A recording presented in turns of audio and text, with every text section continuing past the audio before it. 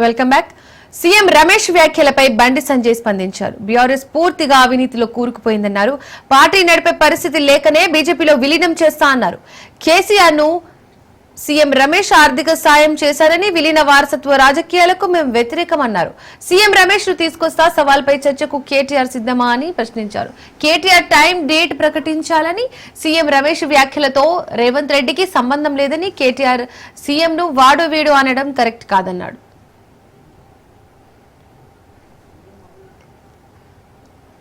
CM Ramesh గారు చెప్పింది వాస్తవము. అసలు ఇంకో విషయం చెప్తా మీకు ఇవాళ. కేసీఆర్ కొడుకు కేసీఆర్ టికెట్ ఇవ్వలే ఫస్ట్ టైం. కేసీఆర్ కొడుకు కేసీఆర్ గారు టికెట్ ఇవ్వలే.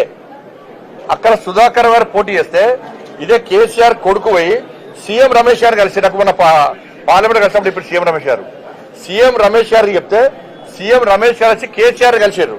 అరే కేటీఆర్ పోటీ చేస్తారంటే వద్దు అక్కడ గెలవడు అని చెప్పన్నారు.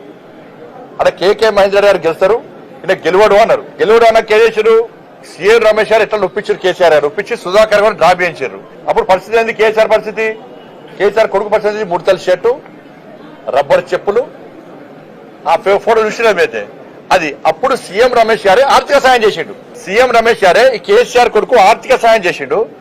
సీఎం రమేష్ గారు చేసిన ఆర్థిక సాయంతోనే నువ్వు ఎమ్మెల్యే అయినవు. ఇవాళ ఇది ఫ్యాక్ట్. ఇది బీఆర్ఎస్ నడుపుకోలేని స్థితిలో నువ్వు బీజేపీలో విలీనం చేద్దాం అనుకున్నావు.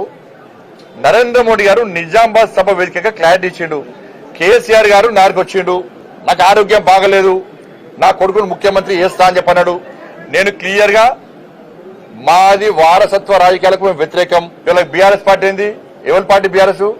బిడ్డ, కొడుకు, అల్లుడు, ఇంకా సరకుడు కొడుకు, తండ్రి, వీళ్ళ పార్టీ బీఆర్ఎస్ పార్టీ. ఎట్లా ఒప్పుకుంటాం మేము?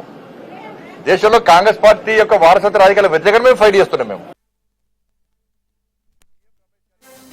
హిందూ ఆలయాలను కూల్చుతున్నారన్న ఆయన జూబ్లీహిల్స్ లో ముస్లిం ఓట్ల కోసమే పెద్దమ్మ గుడి కూల్చారని ఆరోపించారు.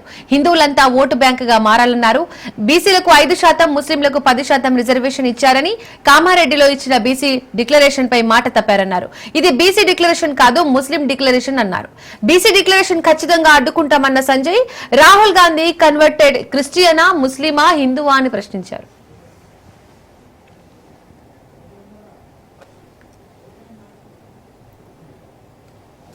ఈ పెద్దమ్మ గుడి సాక్షి చెప్తున్నాం.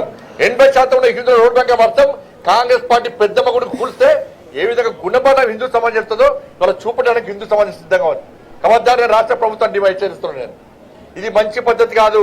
రాష్ట్ర ముఖ్యమంత్రి క్షమాపణలు చెప్పాలి. దీని మీద సంబంధిత అధికారులను వెంటనే సస్పెండ్ చేయాలి. కామారెడ్డిలో వీళ్ళు ప్రకటించింది బీసీ డిక్లరేషన్.